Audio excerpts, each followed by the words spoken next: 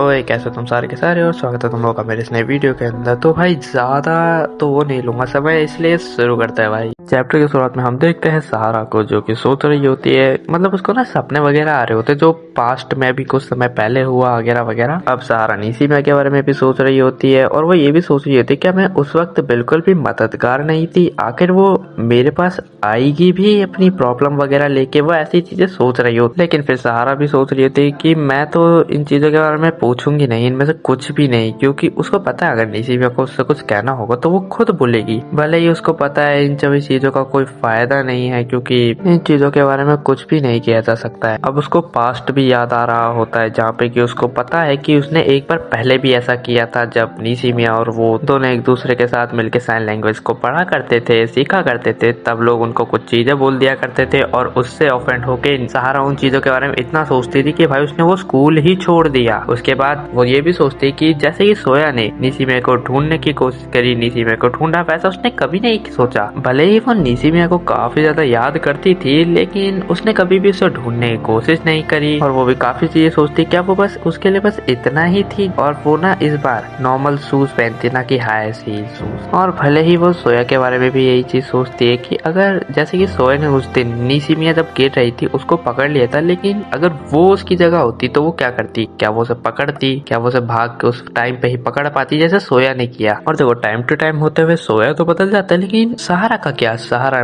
बदलती ही नहीं है शायद एक्चुअली, क्योंकि उसको याद आता है एक और पास्ट, जब वो स्कूल में बुली वगैरह हो रही होगी तभी की बात होगी। उसकी मॉम कहती है उसको स्कूल जाने के लिए, पर वो मना कर देती है। भले ही मैम कहती है कि वो नर्सेस ऑफिस के अंदर रह सकती है, और उसकी मॉम तो माफी ही मांगती है ना। भले ही वो बदलना चाहती थी और उसे ऐसा भी लगता था कि वो जो बुरी लड़की है ना उससे अगर वो दूर रहेगी तो उसको बदलने में और ज्यादा मदद मिलेगी। अब समय के साथ साथ वो खुद को बदल तो रही थी, लेकिन एक दिन उसे सुनाई देता है कि नाइस टू मीट यू, मेरा नाम है नाओको ऊनो। और ये चीज सुन के वो काफी ज्यादा शॉक हो जाती है। और फिर हमें दिखाया जाता है कि दोनों एक दूसरे को देखते हैं। टीचर पूछती है क्या कुछ गलत है? अब नाओको तो मना कर देती है, लेकिन सहारा को विश्वास ही नहीं हो रहा होता कि एंड में आके ये हो गया। नाओको और वो एक ही क्लास में आ गई। भले ही फिर उसको ना काफी ज्यादा मतलबी भी लग रहा होता है कि वो काफी ज्यादा मतलबी हो रही है कि ऐसे होने पे। अब कुछ लड़कियां उससे कह रही होती है सहारा से कि प्लीज हमारे लिए मॉडल बन जाओ। हाँ, उसको वो हाई हील्स भी देती है। अब सहारा कहती है कि लेकिन मैं काफी अगली हूँ, लेकिन वो लड़कियां मना कर देती है कि नहीं, तुम काफी पतली और काफी सही हो, इस हिसाब से तो तुम्हारे ऊपर भी अच्छे लगेंगे। और इसलिए फिर वो हाँ कर देती है। और अब सहारा ना खुद को आईने के अंदर देख रही होती है कि वो कितनी पतली है और वो कितनी सही भी है। वैसे उसको याद भी आ रहा होता है ये सब, लेकिन उसे पता ही नहीं था कि लोगों के हिसाब से वो ऐसी है। भले वो सोच रही होती तो क्या मैं बदल गई हूँ? अब हमें दिखाया जाता है कि सहारा ने नाओको को कुछ तो कहते हुए सुन लिया होता है। वो किसी के बारे में तो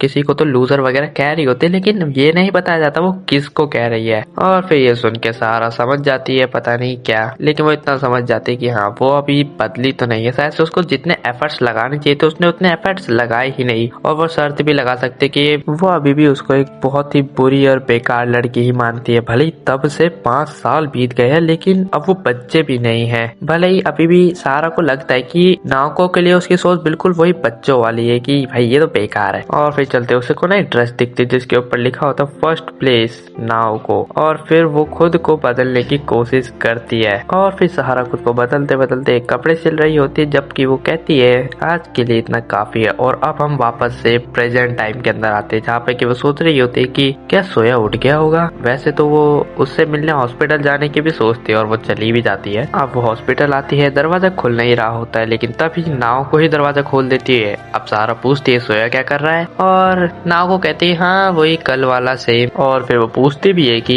अरे तुमने गलत यूनिफॉर्म क्यों पहनी है। अब वो अपना वही कपड़ा निकालती जिसको वो सिल रही थी और बताती है कि मैं इसके ऊपर काम कर रही थी, वही फेरी कस्टमाइज डिजाइन है जो तुमने डिजाइन किया था। और फिर नाव को कहती है कि अबे क्या पागल है क्या, अबे मूवी तो कब की फ्लॉप होगी। अब सहारा कहती है कि वैसे तो हम इसको कॉन्टेस्ट के अंदर दे ही सकते हैं। भले ही नाव को मना कर देती है कि भाई मेरा नाम मत लिखिए उसमें, मैं तो इसमें बिल्कुल साथ नहीं दूंगी। और फिर सहारा भी मना कर देती है हाँ ठीक है, फिर मैं भी एंटर नहीं कर रही, क्योंकि मैं झूठ नहीं बोलना चाहती कि ये सब मैंने मैंने किया, पहले नाव को कह देते तो तुम भी एंटर मत कर। और फिर सहारा कहती हुई चली जाती है इस पे कि तुमने कहा था कि हम ये मिलकर बनाने वाले हैं, तुम्हें पता है मैं खुश थी एक तरफा। और अब ये सारी चीजें होने के बाद सहारा इसको कूड़े में फेंकने वाली होती है, लेकिन वो रुक जाती है क्योंकि निशिमी आ गई है भाई। अब निशिमी ने रोक लिया होता है, वो उससे माफी वगैरह मांगने लगती है कि माफ कर देना निशिमी, मैं तुम्हारी मदद नहीं कर पाई, ये वो मुझे इसकी कोई जरूरत नहीं है वगैरह वगैरह। अब सहारा आराम से निशिमी को बताती है कि मैं इसको फेंकने वाली थी, लेकिन निशिमी उसे साइन लैंग्वेज की मदद से बताती कि हमें उसकी जरूरत है। अब हमें दिखाया जाता है सहारा को जो कि घर में ही होती है और वो इसको पूरा करने में लग जाती है और उसको भी इंतजार नहीं हो रहा था कि भाई अब तो मूवी के अंदर काम करना है ना। और इस बार वो खुद को पूरी तरीके से बदलने की कोशिश करने लग जाती है और वो इस बार रुकेगी नहीं। अब यहाँ से पूरा का पूरा सीन मिकी के ऊपर शिफ्ट हो जाता है। उसकी मॉम्स को टेक्स्ट करने के लिए मना कर रही होती है, कहते हैं खाना खाने के लिए, जिसपे कि वो हाँ करती है। और फिर वो मन में सोचती है कि